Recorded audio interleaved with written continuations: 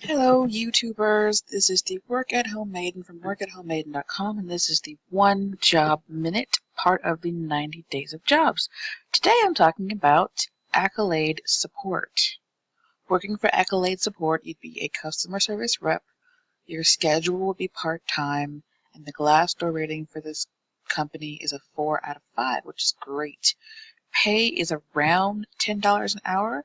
I've seen lower. Other things to consider. As an independent contractor for Accolade support, you would be responsible for taking inbound calls, doing normal call center stuff, like resolving complaints or selling stuff, tech support, stuff like that. You would need a landline, a wired internet connection to be a United States citizen. This is not a worldwide job. You have to be at least 18 years old. You also have to have a headset, a quiet work environment, broadband, DSL, or cable modem internet, and a great customer service set of skills.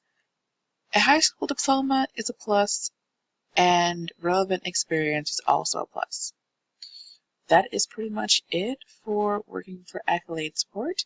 This is the Work at Home Maiden from workathomemaiden.com. You can catch me on Facebook, Tumblr, Patreon, GoFundMe, and the Work at Home Maiden website.